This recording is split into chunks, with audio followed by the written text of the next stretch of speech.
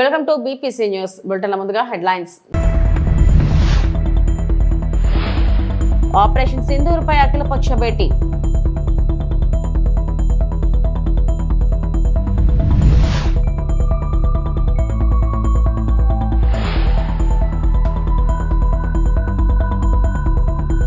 CM Chandrababu అధ్యక్షతన కొనసాగుతున్న AP మంత్రివర్గ సమావేశం.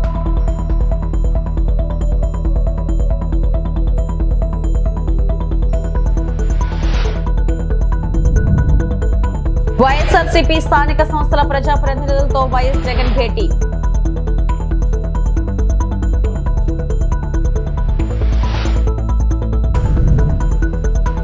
తిరుమల ఆలయంపై విమానం చక్కర్లు, దాడుల వేళ అలర్ట్.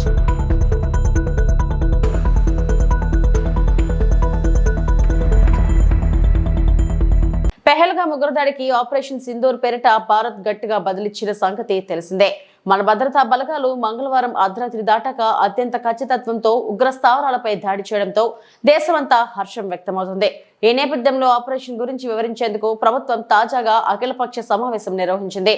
పార్లమెంట్ ప్రాంగణంలో జరిగిన ఈ భేటీకి కేంద్రం తరపున మంత్రులు రాజ్నాథ్ సింగ్, అమిత్ షా, ఎస్ జైశంకర్, జేపీ నడ్డా, నిర్మలా సీతారామన్ పాల్గొన్నారు.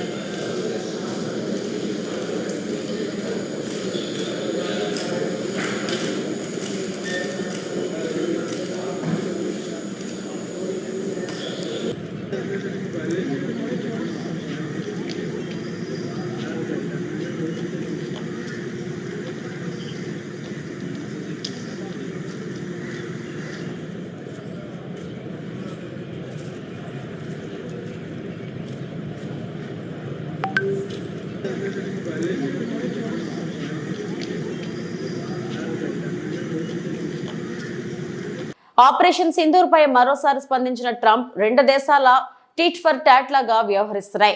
సమస్యను పరిష్కరించుకొని ఇంతటితో దీన్ని ఆపేస్తారని ఆశిస్తున్నా. రెండు దేశాలతో నాకు మంచి సంబంధాలున్నాయి. వివాదానికి ముగింపు పలికితే నాకు చేతనైనంత సాయం చేస్తానన్నారు Trump. The war in India and Pakistan. What's your position? Oh, it's so terrible. My position is I get along with both. I know both very well, and I want to see them work it out. I want to see them stop. And hopefully they can stop now. They've gone tit for tat, so hopefully they can stop now. But I know both. We get along with both countries very well.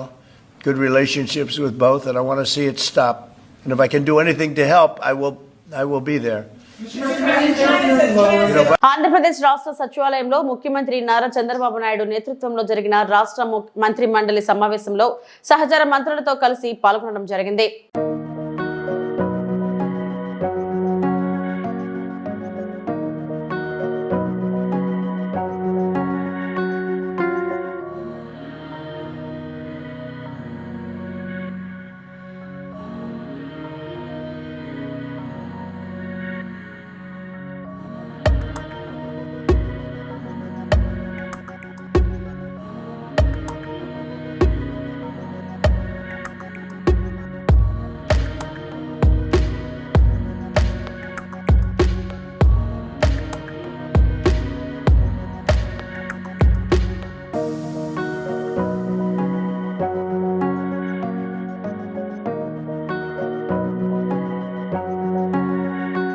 Three సిటీలో LG electronics company భూమి పూజ కార్యక్రమంలో పాల్గొనడానికి వచ్చిన IT మంత్రి నారా లోకేష్ కు ఘన స్వాగతం పలికారు. ఎల్జీ ఎలక్ట్రానిక్స్ కంపెనీ 5,001 కోట్ల పెట్టుబడితో 2,000 ఉద్యోగాలు కల్పించనుంది. మా కూటమి ప్రభుత్వం వచ్చిన తర్వాత వచ్చిన మొదటి విదేశీ పెట్టుబడి ఎల్జీ ఎలక్ట్రానిక్స్. ఆంధ్రప్రదేశ్ రాష్ట్రం ఎల్జీ కంపెనీకి సాదర స్వాగతం పలుకుతుంది. I extend a very warm welcome to the leadership of LG Electronics, India and global, and its vendor companies to our state. Today marks more than just the beginning of a construction project. It is a defining milestone in the journey of industrial growth and technological advancement for our state and for our nation. Where innovation meets investment, the future is taking shape. With an investment exceeding 5,000 crores, LG Electronics is not only bringing a world-class manufacturing unit to Andhra Pradesh, but is also reaffirming global confidence in our state as a premier investment destination. We are really excited to deliver a product made in Andhra Pradesh, made for the world.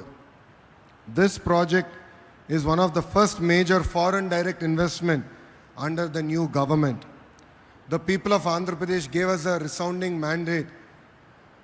It's a history that we created in the last election. 94% of the seats that we contested, we won. And the clear mandate was about creating jobs. And we believe that this investment is in the step in that direction. This also reflects our leader, Mr. Naidu's commitment to speed of doing business, robust infrastructure, a future-focused vision of Andhra Pradesh. We promised ease of doing business, and today we are delivering speed of doing business. The LG factory will produce advanced home appliances, refrigerators, air conditioners, and washing machines, integrating the latest in smart and energy-efficient technology. A smart factory, a smarter state, a smarter India. That journey is beginning here today. This isn't just about manufacturing. It's about shaping the future of living. It's about creating jobs, empowering our youth, and transforming lives. Today we are not just breaking ground. We are breaking new ground in the state of Andhra Pradesh. It is a great privilege to stand before you today at this momentous occasion, the groundbreaking ceremony of LG Electronics state-of-the-art facility here in Sri City, Andhra Pradesh. I extend a very warm welcome to the leadership of LG Electronics, India and global, and its vendor companies to our state. Today marks more than just the beginning of a construction project. It is a defining milestone in the journey of industrial growth and technological advancement for our state and for our nation. Where innovation meets investment, the future is taking shape. With an investment exceeding 5,000 crores, LG Electronics is not only bringing a world-class manufacturing unit to Andhra Pradesh, but is also reaffirming global confidence in our state as a premier investment destination. We are really excited to deliver a product made in Andhra Pradesh, made for the world. This project is one of the first major foreign direct investment under the new government. సామాజిక దృక్పథంతో ప్రజా సేవలో ప్రతి ఒక్కరూ పాల్గొనాలని TDP రాష్ట్ర అధ్యక్షుడు MLA Palla Srinivasarao అన్నారు. కొత్త గాజువాక మార్కెట్ వద్ద wholesale fruits and vegetables merchants association ఆధ్వర్యంలో ఏర్పాటు చేసిన మజ్జిగ చలవేంద్రాన్ని ఎమ్మెల్యే ప్రారంభించారు. అసోసియేషన్ అధ్యక్షుడు కర్రి నాగేశ్వరరావు అధ్యక్షతన జరిగిన కార్యక్రమంలో పల్లా మాట్లాడుతూ వేసవిని దృష్టిలో పెట్టుకుని అనేక సంస్థలు చలవేంద్రాలు ఏర్పాటుకు ముందుకు రావడంపై సంతృప్తి వ్యక్తం చేశారు. వర్తకులు సామాజిక సేవలో ముందుండి అందరికీ ఆదర్శంగా నిలవాలని కోరారు. కొత్త గాజువాక మార్కెట్ సమస్యల పరిష్కారానికి కృషి చేస్తారని చెప్పారు. కార్యక్రమంలో కార్పొరేటర్లు గంధం శ్రీనివాస్, పల్లా శ్రీనివాస్, నియోజకవర్గ సమన్వయకర్త ప్రసాదుల శ్రీనివాస్, విల్లూరి శ్రీనివాస్, మద్దాల రామారావు, జయంతి, సత్యనారాయణ, కె తాతబాబు తదితరులు పాల్గొన్నారు. ఈరోజు కొత్త గాజువాక జంక్షన్లో Gajuwaka wholesale fruits and vegetable market association వారి ఆధ్వర్యంలో ముఖ్యంగా ఆ కమిటీ సభ్యులైనటువంటి ప్రెసిడెంట్ అయినటువంటి నాగేశ్వరరావు గారు, అలాగే మా రామారావు గారు, శ్రీనివాసరావు గారు ఈ ఎండాకాలంలో ఒక చలవేంద్రం ఏర్పాటు చేయాలి. ఎందుకంటే ఇక్కడ దాహత తీర్చాలి. ఎక్కువ మంది ఇక్కడ ప్రయాణికులు చుట్టుపక్కల ప్రాంతాల నుంచి వచ్చి ఇక్కడ షాపింగ్ చేసుకొని మార్కెటింగ్ చేసుకుని వెళ్తుంటారు. సో అలాంటి వారికి ఖచ్చితంగా మనం చలివేంద్రం ఏర్పాటు చేయాలి, వాళ్ళ దాహత్తు తీర్చాలని ఒక మంచి ఆలోచనతో ఇక్కడ వర్తక సంఘం పెద్దలందరూ పెట్టారు. వారికి మనస్ఫూర్తిగా నేను అభినందనలు తెలియజేస్తూ వారు ఇలాంటి కార్యక్రమం మరెన్నో చేయాలని కోరుకుంటూ వారికి ఎటువంటి సహాయ సహకారం కావాలని మేము అందిస్తామని చెప్పి తెలియజేస్తూ మరి ఇదే కార్యక్రమాన్ని స్ఫూర్తిగా తీసుకుని అందరూ కూడా మీ ప్రాంతాల్లో వారి ప్రాంతాల్లో పెట్టాల్సిందిగా కూడా కోరుతున్నాం. నమస్కారం. గౌరవనీయులు నియోజకవర్గ శాసనసభ్యులు మరియు రాష్ట్ర అధ్యక్షులు తెలుగుదేశం పార్టీ అధ్యక్షులైన పల్లా శ్రీనివాసరావు గారికి మా మత్స్య స్టేషన్ తరపుని, మా వర్తకుల సంఘం తరపుని, అలాగే మా చిల్లరబళ్ళ వర్తకుల సంఘం తరపుని నా హృదయపూర్వక నమస్కారం తెలియజేసుకున్నాం. గాజువాకలో ఈ ప్రాంతంలో చలివేంద్రం పెడితే చాలామందికి ఉపయోగకరంగా ఉంటుంది. అందులోనూ బస్ స్టాప్ ఎంతోమంది ప్రజలు రావడం పోవడం ఉంటుంది. వాళ్ళందరూ కూడా దాహాన్ని తీర్చినట్టు ఉంటుందనే ఉద్దేశంతో ఈ సంవత్సరం శ్రీనివాస్ గారి ఆధ్వర్యంలో శ్రీనివాస చేతుల మీదుగా ఈ చలివేంద్రం ప్రారంభం జరిగింది. ఇది మొదటి చలివేంద్రం. ఇంకొక 6 రోజులు ఇంకొక మార్కెట్ ఏరియాలో కూడా ఇంకొకటి ప్రారంభిస్తాం. ఇలాగే ప్రతి సంవత్సరం గాజువా ప్రాంతంలో 2-3 చలివేంద్రం చేసి ప్రజలకు అందరికీ ఉపయోగపడేలాగా మా అసోసియేషన్ తరఫున సర్వీస్ కార్యక్రమం చేయాలని చెప్పి మేము అందరం అనుకుంటున్నాం. అలాగే ఎమ్మెల్యే గారిది ఒక ముఖ్యమైన కార్యక్రమం ఉంది. అది కూడా త్వరలో కృష్ణదేవరాయ కార్పొరేట్ కళ్యాణ మండపంలో ఆయన డేట్ తీసుకుని ఆయన ఏ రోజు అయితే ఆ రోజు మేము 2-3 సార్లు పోస్టింగ్ అయిపోయింది. దాన్ని కూడా మేము కంప్లీట్ చేసుకుని మేము ముందుకు నడుపుతామని చెప్పి సభాముఖంగా మన ఎమ్మెల్యే గారికి ధన్యవాదాలు చేసుకుంటూ మేము అందరం కృతజ్ఞతలు చేసుకుంటాం. వైఎస్ఆర్సీపీ అధినేత వైఎస్ జగన్మోహన్ రెడ్డి ఇవాళ 2 మున్సిపాలిటీలు 2 మండలాల నేతలతో భేటీ అయ్యారు. రాజంపేట మడకశిర మున్సిపాలిటీతో పాటు రామకుప్పం రొద్దం మండలం నేతలతో వైఎస్ జగన్ సమావేశమయ్యారు. ఈ సందర్భంగా తాజా రాజకీయ పరిణామాలు, పార్టీ భవిష్యత్ కార్యక్రమాల గురించి చర్చించే అవకాశం ఉంది. చిత్తూరు జిల్లా కుప్పం నియోజకవర్గం నుంచి రామకుప్పం మండలానికి చెందిన ఎంపీటీసీలు, సత్యసాయి జిల్లా పెనుగొండ నియోజకవర్గం నుంచి రొద్దం మండలానికి చెందిన ఎంపీటీసీలు, మడకశిర నియోజకవర్గం మడకశిర మున్సిపాలిటీకి సంబంధించిన కౌన్సిలర్లు, అన్నమయ్య జిల్లా రాజంపేట మున్సిపాలిటీకి సంబంధించి అక్కడి నుంచి వచ్చిన కౌన్సిలర్లు, వీరితో పాటు ఈ ప్రాంతాలకు సంబంధించిన ముఖ్య నేతలందరికీ కూడా పేరు పేరున హృదయపూర్వకంగా నమస్కారాలు తెలియజేస్తా ఉన్నాను. ఈరోజు మీరంతా కూడా తెగువ చూపించిన పరిస్థితుల మధ్య మిమ్మల్ని అందరినీ అభినందిస్తూ మీ అందరితో కూడా కాసేపు గడిపే కార్యక్రమం చేస్తూ ఉన్నా. నిజంగా ఈరోజు రాష్ట్రంలో ఉన్న పరిస్థితులు ఎలా ఉన్నాయి అన్నది బహుశా నాకన్నా కూడా మీకే బాగా తెలుసు. రాష్ట్రంలో ఈరోజు విలువలు లేని, విశ్వసనీయత లేని, ప్రజాస్వామ్యాన్ని కూనీ చేస్తూ ఉన్న పరిస్థితుల మధ్య రాజకీయాలు జరుగుతూ ఉన్నాయి. ఇలాంటి చెడిపోయిన ఈ రాజకీయ వ్యవస్థలో తులసి మొక్కల్లా ఎంపీటీసీలమైన, జెడ్పీటీసీలమైన, కౌన్సిలర్లమైన అయ్యా చంద్రబాబు మమ్మల్ని చూసి నేర్చుకో రాజకీయాలు ఎలా చేయాలి అని చెప్పి తెగువ చూపించి రాజకీయాలకు అర్థం చెప్పి గట్టిగా నిలబడిన మీ అందరికీ కూడా మీ జగన్ హ్యాట్స్ ఆఫ్ చెప్తూ సెల్యూట్ చేస్తా ఉన్నాను. కారణం ఏమిటంటే రాజకీయాలలో ఉన్నప్పుడు విలువలు ఉండాలి. రాజకీయాల్లో ఉన్నప్పుడు విశ్వసనీయత అన్న పదానికి అర్థం తెలిసి ఉండాలి. ఈ రెండింటికి కూడా అర్థం తెలియని వ్యక్తి ఎవరైనా ఈ రాష్ట్రంలో ఉన్నారు అని అంటే అన్ఫార్చునేట్గా అది ఈ రాష్ట్ర ముఖ్యమంత్రి అని చెప్పడానికి నిజంగా ఈ రాష్ట్ర పౌరుడిగా నేను తలదించుకోవాల్సిన పరిస్థితి. అంతగా దిగజార్చినడు ఈ పెద్ద మనిషి రాజకీయాలను. ఈరోజు రాజకీయాలలో ఇటువంటి దారుణమైన పరిస్థితులు కూడా చూడాల్సి వస్తుందని నేను ఎప్పుడు అనుకోలే. ఎందుకు ఈ మాట చెప్తా ఉన్నాను అని అంటే, ఒకసారి ఈ రామకుప్పానికి సంబంధించి చంద్రబాబు నాయుడు గారి సొంత నియోజకవర్గం, ఈ రామకుప్పానికి సంబంధించి ఎంపీటీసీకి సంబంధించిన ఒక కేస్ స్టడీ, ఒక ఎంపీపీ చనిపోయిన పరిస్థితుల మధ్య ఎన్నికలు జరుగుతూ ఉన్నాయి. 16కు సంబంధించిన ఎంపీటీసీలు వైఎస్ఆర్సీపీకి సంబంధించిన వాళ్ళే గెలిచారు. మరి ఇలాంటి చోట ఎందుకు చంద్రబాబు అనే వ్యక్తి పోటీ పెడతా ఉన్నాడు? గెలవడం అన్నదానికి మీనింగ్ ఎక్కడుంది? గెలవలేము అన్న సంగతి తెలుసు. గెలిచిన వాళ్ళందరూ కూడా ఇక్కడ నుంచి గెలిచిన వాళ్ళందరూ కూడా వైఎస్ఆర్సీపీ టికెట్ మీద ఆ బీఫామ్ మీద గెలిచిన వాళ్ళు. మరి ఇలాంటి చోట 6 మందిని ఇక్కడి నుంచి లాక్కునే కార్యక్రమం చంద్రబాబు నాయుడు గారి దగ్గరుండి చేశారు. తర్వాత వైఎస్ఆర్సీపీ ఎంపీటీసీలు ప్రయాణం చేస్తూ ఉన్న మిగిలిన ఎంపీటీసీలు ప్రయాణం చేస్తూ ఉన్న వాహనాన్ని దగ్గరుండి పోలీసుల చేత అడ్డుకున్నారు.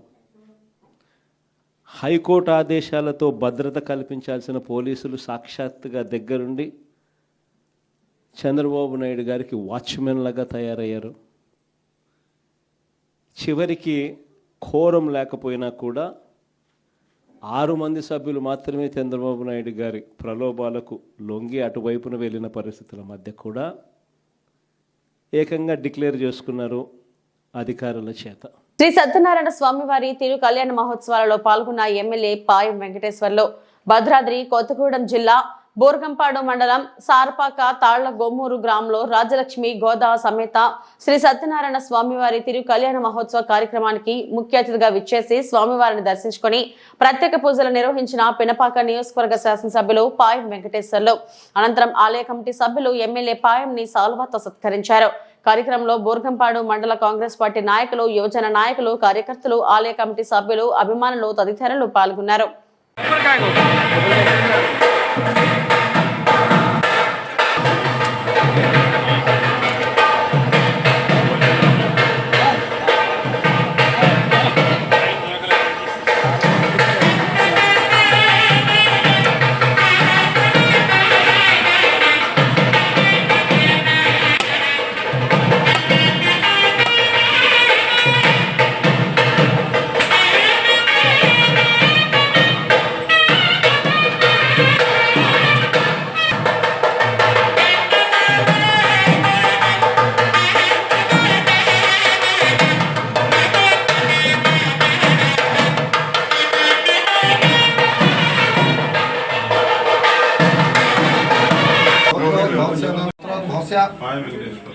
వెంకటేశ్వర ప్రమీలనందయాయ సహ కుటుంబానాం సహ కుటుంబానాం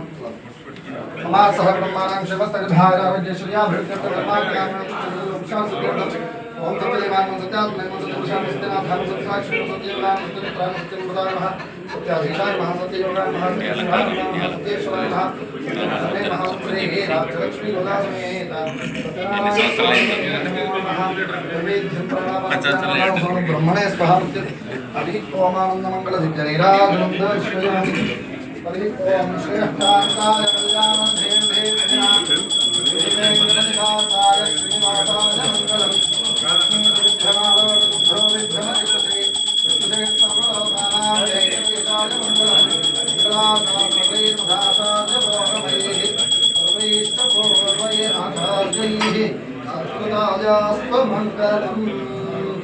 రమారమణ గోవింద గోవింద ప్రియాప్య అనంతరాయ సర్వస్య మోదిరాత్రోత్తమ మహద్భవతి సర్వస్యాప్యే సర్వస్య దిత్యే సర్వమేవ తేనా ఆప్నోతి సర్వం జయతి. ఓం నారాయణాయ విద్మహే వాసుదేవాయ ధీమహి తన్నో విష్ణుః ప్రచోదయాత్. ఫలపాత్ర కళ్యాణి ఏ బుట్ట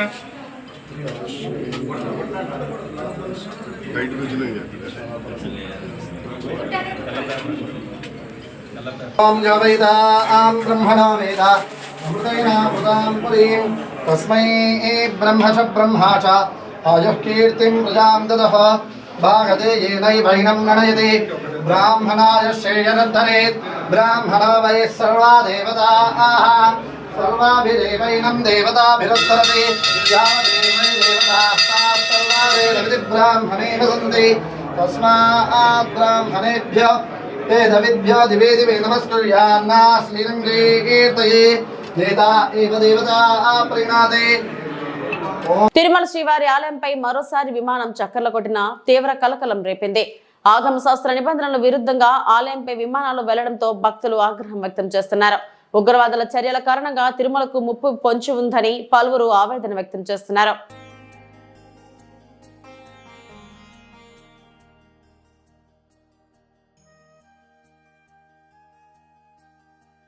అనకాపల్లి జిల్లా డీఎస్పీ కార్యాలయంలో మీడియా సమావేశం ఏర్పాటు చేసిన డీఎస్పీ శ్రావణి అంతర్రాష్ట్ర దొంగల ముఠా అరెస్ట్. ఆంధ్రప్రదేశ్ లో 4, తెలంగాణలో 2 ఇళ్లలో చోరీ చేసిన ముఠాను అరెస్టు చేసిన అనకాపల్లి రూరల్ పోలీసులు ఈ నెల 1వ తేదీన అనకాపల్లి కొండకొప్పాక గ్రామంలో మొదటి కేసు నమోదు కాగా వెంటనే అదే రోజు మరొక 3 చోరీలకు పాల్పడ్డారు.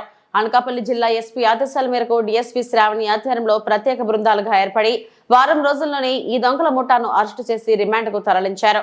వీరి వద్ద నుంచి సుమారు 3 కేజీల వెండి, 2 తులాల బంగారం, 1 ల్యాప్టాప్, పట్టు చీరల రికవరీ చేశారు. ఈ కేసులో ప్రత్యేక శ్రద్ధ కనబరిచిన రూరల్ సిఐ ఎస్ఐలను అభినందించారు. దొంగల ముఠాను అరెస్ట్ చేయడంలో ఈరోజు అనకాపల్లి జిల్లా పోలీసులు విజయం సాధించారు. దీనికి సంబంధించి ఎస్పీ శ్రీ తుహిన్ సిన్హా ఐపీఎస్ గారి ఆదేశాల ప్రకారం మా పోలీస్ టీమ్ బృందాల వారీగా ఏర్పడి using technical evidence and other evidences మేము వీళ్ళని పట్టుకోవడం జరిగింది. వీళ్ళు వచ్చేసి సిరీస్ ఆఫ్ అఫెన్సెస్ చేయడం జరిగింది. ఫస్ట్ అఫెన్స్ వచ్చేసి 1 మేకి 14 hours కొండకొప్పాక గ్రామంలో రిటైర్డ్ షిప్ యార్డ్ ఉద్యోగి శ్రీ మరుబాక సత్యనారాయణ గారిలో ఫస్ట్ అఫెన్స్ చేశారు. అక్కడికి వచ్చి ఆయన వాళ్ళ మనవల్ని పరామర్శించడానికి అనేసి అచ్చును ఉన్న వాళ్ళ వైజాగ్ వెళ్ళడం జరిగింది. అప్పుడు వాళ్ళ ఇంట్లోకి వెళ్ళేసి 1 తులం బంగారపు గొలుసు అండ్ 1/4 తులం బంగారు ఉంగరం అండ్ 5,000 రూపీస్ క్యాష్ అది దొంగతనం చేయడం జరిగింది. సబ్సిక్వెంట్ గా ఇమీడియట్లీ మాకు కంప్లైంట్ రాగానే మాకు within span of few minutes only మాకు సెకండ్ కంప్లైంట్ వచ్చింది. ఫస్ట్ రోజే around 3 o'clock in the afternoon Peela Bala Ganapathirao గారు అంటే బాబ్జీ గారి ఇంట్లో కూడా సిమిలర్ గానే ఒక అఫెన్స్ జరిగింది. ఒక 1 lakh నగదు అండ్ ఒక 2 kgs సిల్వర్ అండ్ ఒక ఐఫోన్ మిస్ అయింది అని చెప్పేసి మాకు సిమిలర్ గా కంప్లైంట్ రావడం జరిగింది. ఇమీడియట్ గా ఇదేదో గ్యాంగ్ పని అని చెప్పేసి శ్రీ తుహిన్ సిన్హా ఐపీఎస్ ఆదేశాల మేరకు మేము కొన్ని టీమ్స్ ఫామ్ చేయడం జరిగింది. Under the leadership of CI Anakapalli rural Ashok and SI Ravi and SI Bhaskararao గారు చాలా బాగా వర్క్ చేశారు. ఇందులో ఏవైతే సీసీటీవీ ఫుటేజెస్ ఉన్నాయో ఆ ఫుటేజెస్ ఆధారంగా మేము యాక్చువల్లీ అఫెండర్స్ ని ఐడెంటిఫై చేయడం జరిగింది. సిమిలర్ గానే అదే రోజు మాకు 3rd కంప్లైంట్ కూడా రిజిస్టర్ అయింది. టౌన్ లో వీ హ్యావ్ ఒక డెల్ ల్యాప్టాప్ అండ్ ఒక హోండా సిటీ కార్ తాళాలు అండ్ పట్టు చీరలు మిస్ అయినాయి అని చెప్పేసి టౌన్ పోలీస్ స్టేషన్ లో కూడా మాకు కంప్లైంట్ వచ్చింది. So we thought this fellow must be something ఏదో గ్యాంగ్ కి సంబంధించిన రెగ్యులర్ గా అఫెన్సెస్ చేసుకుంటా పోతున్నాడు ఒక ప్లేస్ కి వస్తే అని అర్థమైంది. సో టీమ్స్ ఫామ్ చేసి మేము వాడిని ఈ రోజు 4 o'clock పట్టుకోవడం జరిగింది. ఇప్పుడు మేము వాడిని అరెస్ట్ చూపిస్తాము. సో ఇతన్ని ఇంట్రాగేట్ చేయంగా మాకు తెలిసిన విషయం ఏంటంటే నాట్ జస్ట్ ఇన్ అనకాపల్లి, ఇతను తెలంగాణలో ఈవెన్ హైదరాబాద్ లో ఒక 2 offenses చేశాడు అండ్ తునిలో కూడా అఫెన్సెస్ చేశాడు అని చెప్పి తెలుస్తుంది. పార్వతీపురం మన్యం జిల్లా గుమ్మలక్ష్మీపురంలో బుధవారం ఆదివాసీ జాయింట్ యాక్షన్ కమిటీ ఆధ్వర్యంలో గిరిజనుల సమస్యలు పరిష్కరించాలని గుణపూర్ రోడ్ జంక్షన్ నుంచి కాంప్లెక్స్ వరకు ర్యాలీ నిర్వహించారు.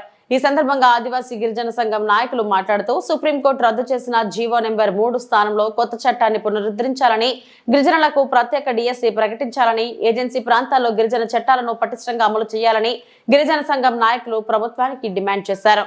రాష్ట్ర ప్రభుత్వం ఎన్నికల్లో గిరిజనులకు ఇచ్చిన హామీని నెరవేర్చాలన్నారు.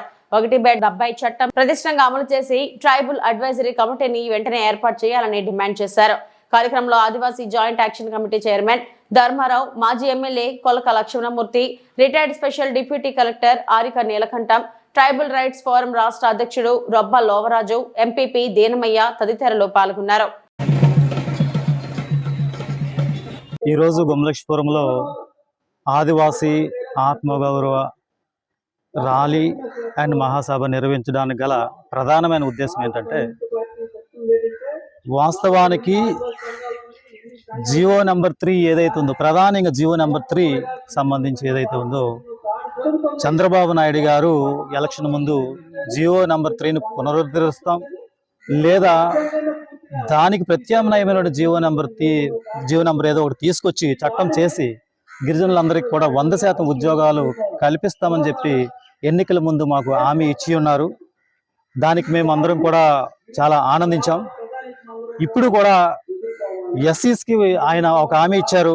ఎస్సీ వర్గీకరణ చేపట్టిన తర్వాత మాత్రమే డిఎస్ ఇస్తా ఉన్నారు. ఆ విధంగానే ఆయన నిలబెట్టుకున్నారు. వాళ్ళకి ఏ విధంగా అయితే హామీ నిలబెట్టుకున్నారో అదే విధంగా మాకు కూడా జియో నెంబర్ 3కి ప్రత్యామ్నాయం తీసుకొచ్చి 100% ఉద్యోగాలు మాకు ఇచ్చిన తర్వాత మాత్రమే డిఎస్సి నియామకాలు చేపట్టాలని చెప్పి ఈ ర్యాలీ ద్వారా మేము కోరుకుంటున్నాము. ఇంకొకటి ఏంటంటే చాలామంది అంటూ ఉన్నారు జియో నెంబర్ 3 చట్టబద్ధం కాదు అని. అయితే అది చట్టబద్ధం, అది ఫ్రేమ్ చేసే విధానంలో తేడా ఉందని చెప్పి సుప్రీంకోర్టు చెప్పింది తప్పితే అది చట్టబద్ధం కాదని అయితే చెప్పలేదు. వాస్తవానికి జియో నెంబర్ 3 చట్టబద్ధమే. ఎందుకంటే పేసా యాక్ట్ ఉంది, 5th షెడ్యూల్ ఉంది. ఈ 5th షెడ్యూల్, పేసా యాక్ట్ ఇవన్నీ చెప్తున్నారు ఏంటంటే. ఇవి ఇప్పటి వరకు నా బులెటిన్ అప్డేట్స్. నమస్తే.